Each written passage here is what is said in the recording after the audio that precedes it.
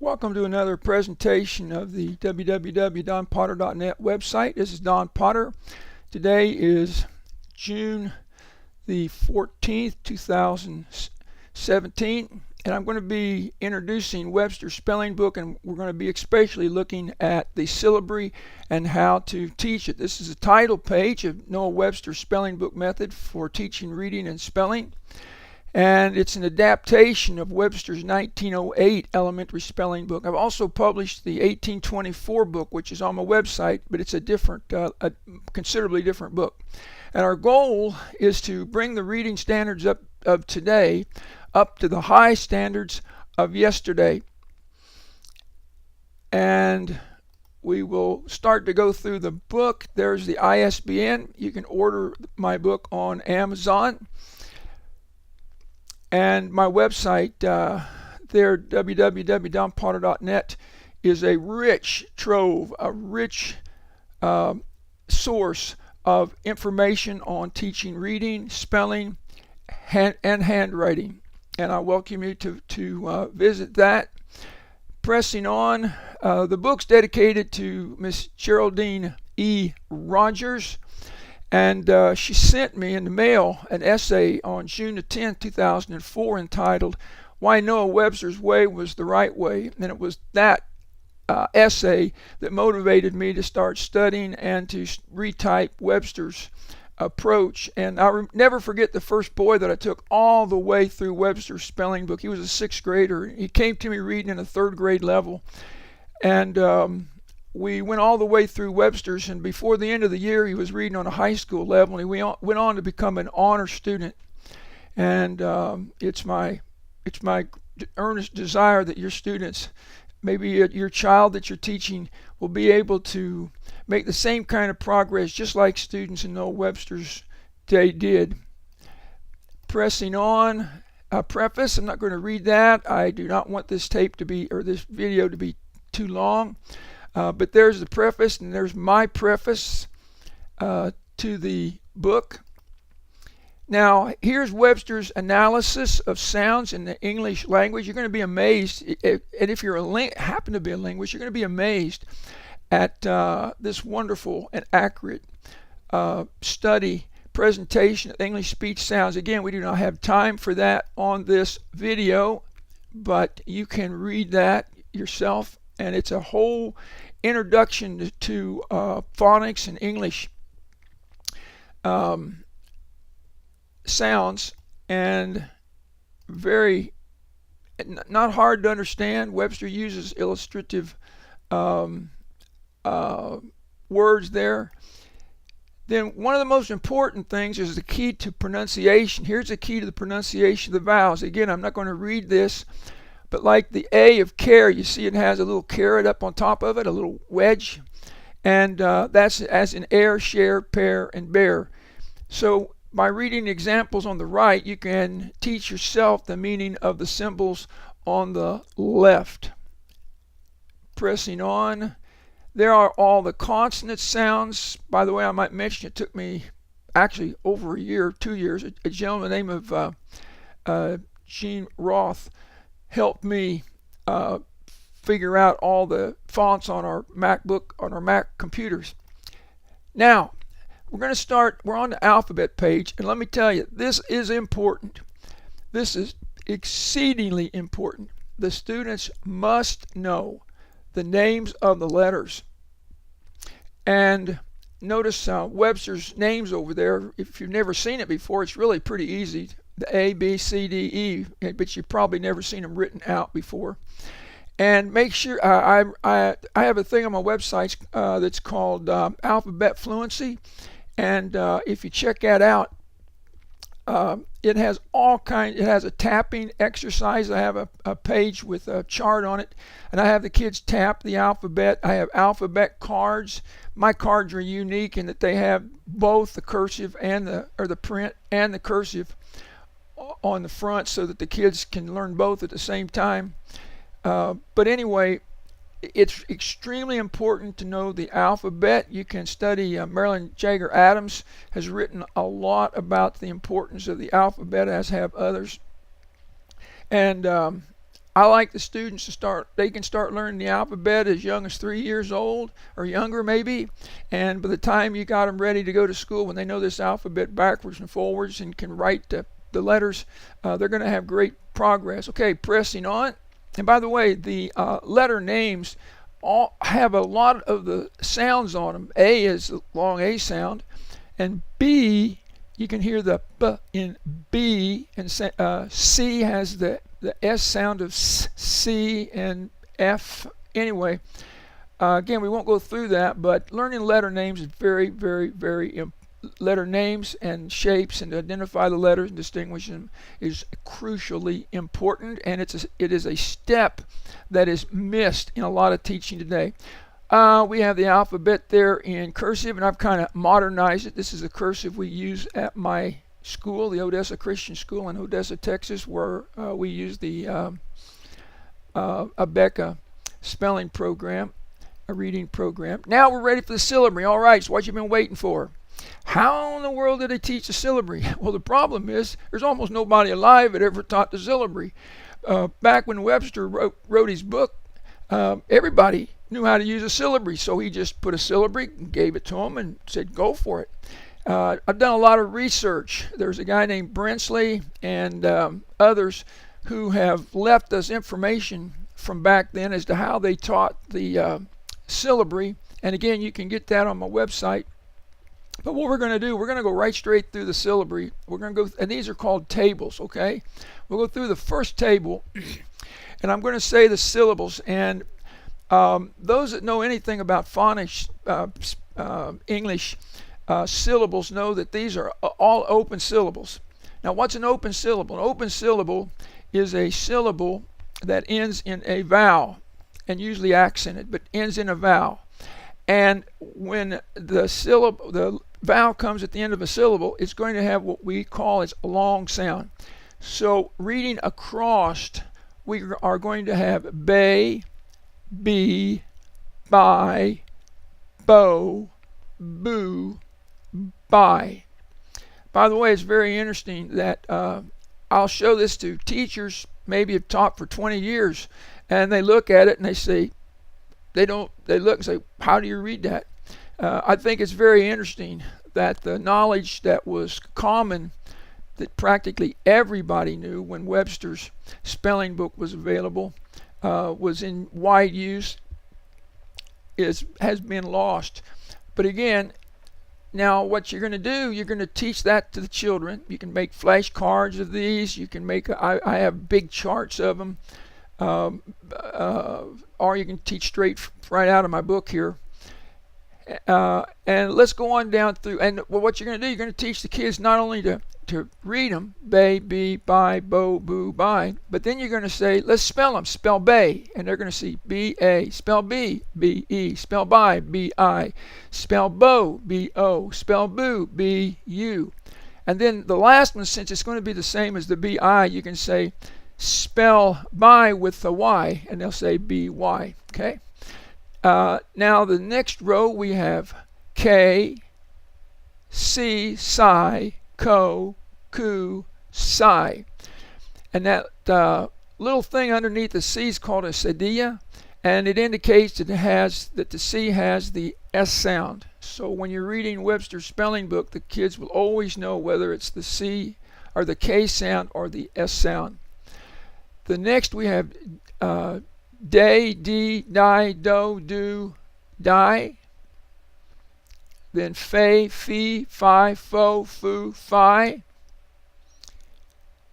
Gay, gi, guy, go, goo, guy. And then we have a phenomenon here where the G often makes the J sound with an EI or a Y. So this is going to be G, Jai, Jai. And the dot over the G helps the students to know if it's the J sound. And throughout his spelling book, Webster will dot these G's to show that it has the J sound. You can also go down the columns, such as, we'll just do the first one, bay, k, day, fe, gay. So they need to learn to do these columns across, down. You can even go up, Make sure they know them very well. And again, I recommend having some flashcards with these so that the students can get practice seeing them out of order. Next, okay, table 2, here we go. And let's pick up a little speed here. We got hey, he, hi, ho, who, hi, j, g, jai, jo, ju, jai, k, ki, kai, ko, ku, kai, lay, li, lie, lo, lu, lie, may, me, my, mo, mu, my, nay, ni, ni, no, nu, ni. Table 3. Pay, pi, pi, po, pu, pi. Ray, re, ri, ro, ru, ri. Notice the double U under the U there on with the R. Next we have say, si, si, so, su, si, te, ti, tie, to, tu, tie, ve, vi, vi, bo, bu, bi, way, we, why, wo, woo, why.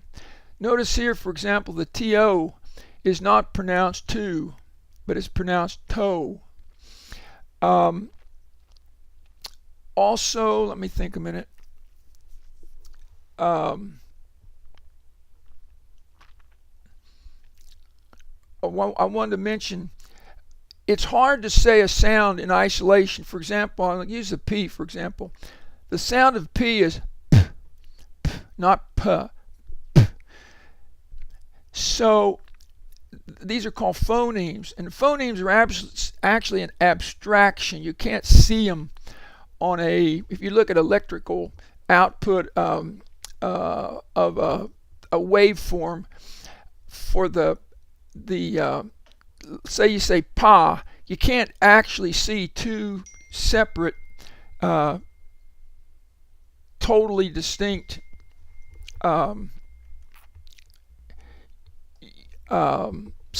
waveforms, okay, or sound. They can't be distinguished. So the advantage of the syllabary is that you don't have to separate these sounds. They are much easier for the children to learn than teaching the individual phonemes. And this helps them to get a much easier start, a more normal, natural start. Still need to learn the phonemes, but this is a easier step for the children. We naturally hear the syllables. Anyway, pressing on. Now notice here something's changed. Going back, here we have BA, BE, and here we just turn it around and we have AB and EB. Okay? Okay, syllables, notice my note there, syllables ending in a consonant, these are called closed syllables or short. And so we're going to read this column. We're going to have ab, eb, ib, ob, ub. Ak, ek, ik, ok, uck. Ad, ed, id, odd, ud. Af, f, if, off, uff. Ag, ag, ig, og, ugh. And notice the OF in this is going to be the not off, not of, but it's going to be off. Again, you can have the students spell them. Spell ib, and they'll say IB. Spell if, IF. Spell ud, UD, ud. So you're not working with words yet, but you're really focusing on the sounds and how to spell them. And again, we use the letter names for the spelling. Now we'll do table 5. Adge, edge, idge, odge, udge. Ak, ek, ik, ok, uck. Ow, el, il, all, ol. Am, em, im, an, en, in, on, un. Ap, ep, ip, op, up. And again, you can do these across, you can do them down. And you can put them on flashcards and work with them, make sure that they know them, that they can look at one of them and say it exactly like L, and then if you say L without seeing it, they can tell you EL. Number 6, we have oh, by the way, the first are what we call R control vowels, and so these are going to have a little bit different sound, and we're going to read it R, or,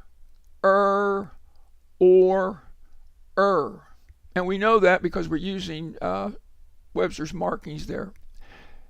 Next is going to be, and then from there down, we're going to go back to the what's called a breve, which means the short sound. By the way, the line, a bar across the letters, called a macron. That's the long sound, macron and breve.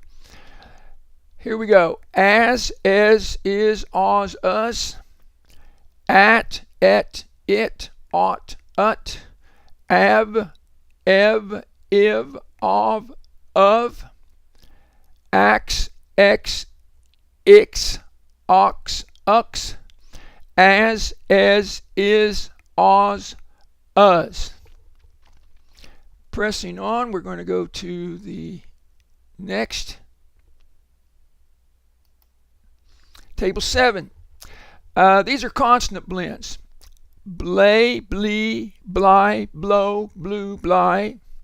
Clay, clee, cly, clo, clue, cly. Flay, flee, fly, flow, flew, fly. Glay, glee, gly, glow, glue, gly. Play, plee, ply, plow, plew, ply. Slay, slee, sly, slow, slew, sly. Number 8. Now we have this is a whole table of R blends. And they're going to go like this. Bray, bree, bry, bro, brew, bry. Cray, cree, cry, crow, crew, cry. Dray, dree, dry, dro, drew, dry. Fray, free, fry, fro, frew, fry. Gray, gree, gry, grow, grew, gry. Pray, pre, pry, pro, prew, pry. Tray, tree, try, tro, true, try. Here we have the silent W. Ray, re, rye, row, rue, rye. And do you notice that you actually on the right side you have real words like cry, dry, fry, pry, try. The reason is, if you look here, you cannot use an I at the end of a word. So if the I is inside of a word and you have the long sound, it's going to be with an I. But if it's at the end of the word, it's going to be a Y, because you cannot use an I or any dotted letter at the end of a word. And for your interest, you cannot use a V or a U at the end of a word either, unless the U is part of a vowel team. Okay, number 9. We have the TH. All these are consonant digraphs here. So we have thay, thee, thigh, tho, thu, thigh. Now the next one's going to be voiced. They, thee, thy, thou, thu, thy. The first one, the TH, is unvoiced. The second one is voiced. I hope I got that right. Let me do those two again. Thay, thee, thigh, tho, thu, thigh. They, thee, thy, thou, thu, thy. And you can hear the voicing on the second one. Next we have che, chi, chai, cho, chu, chai. Shay, she, shy, show, shoo, shy. And then the PH is fay, fee, fi, fo, fu, fi. All right. And we are almost done. Number 10. Here we have quay, qui, quai, quo. And there isn't one for the U, and then quai at the end. Then we have spay, spy, spo, spoo, spy. Stay, stee, sty, sto, stew, sty. Skay, ski, sky, sco, skoo, sky. And again, notice the SKY, sky, at the end. Okay, next one's going to be skay, see, sigh, sco, skoo, sigh. Notice here you have the two S sounds, okay? Next is sway, swee, swy, swo, swoo, swy. And number 11, we have splay. This is a triple consonants here. Splay, splee, sply, splo, sploo, sply. Spray, spree, spry, spro, sprue, spry. Stray, stree, stry, stro, strew, stry. Shray, shree, shry, shro, shrew, shry. Scray, scree, scry, scrow, screw, scry. And sklay, sklee, skly, sklo, sklew, skly. There you have it. That is a syllabary. And we're going to take about maybe less than 5 minutes here to show how this works.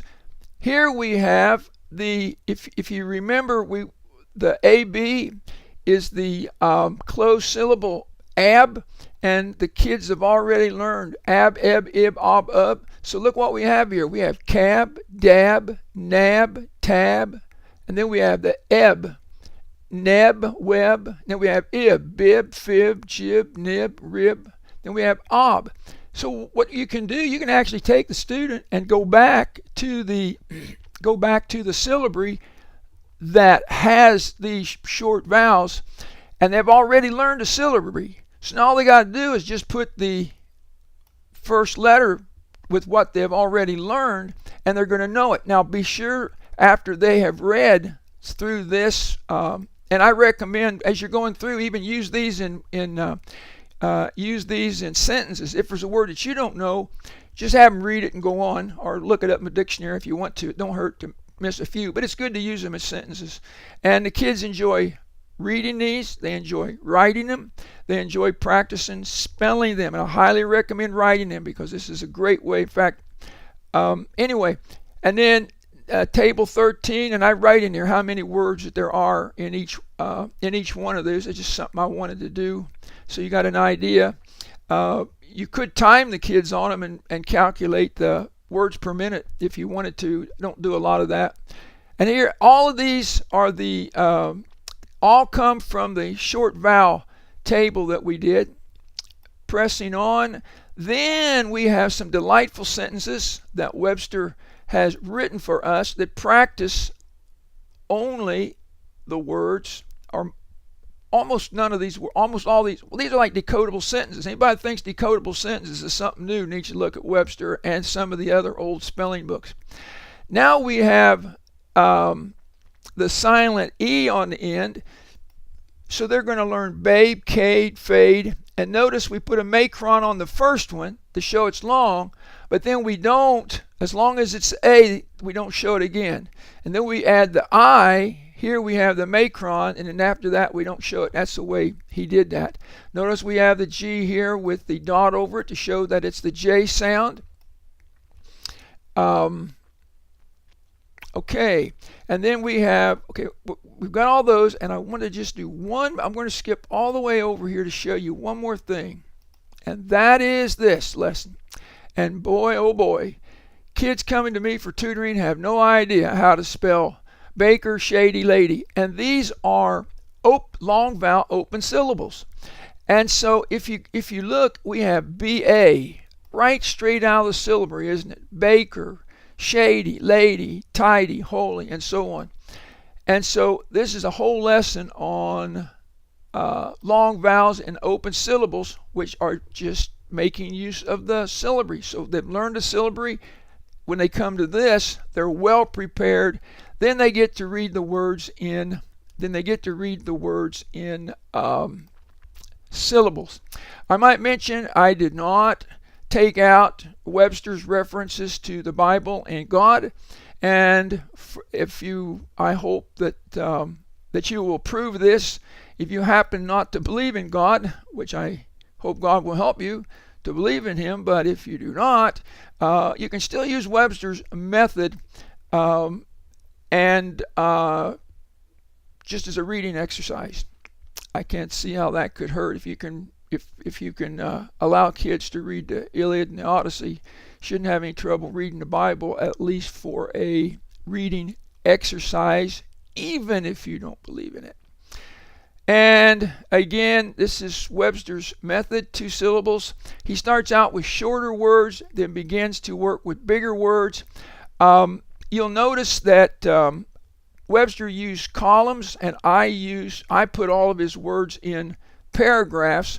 And I think there's an advantage to my method, my way, for the simple fact that it really helps with that left to right decoding instead of reading down the columns. I have nothing wrong with the way he did it, but I chose to do it this way. It's also much easier for me to format, and it makes the book a lot shorter. You don't have to buy so many pages.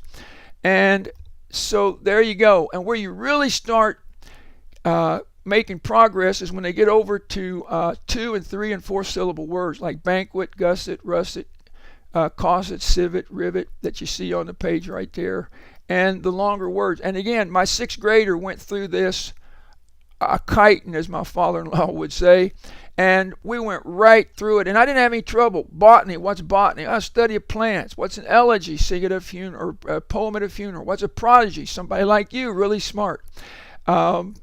We just went through these, and I would just give him a quick definition, and away we went. And he was able to complete this whole book in about 1 semester of daily 15-minute work with me. In fact, I was typing the book when he went through it. And what really blew my mind when he was reading these like 4, 5, 6, 7 syllable words with no problem at all, and now has become a success in life. So best of luck with Webster's spelling book, and may it prove as helpful to you and your students as it has to me and mine.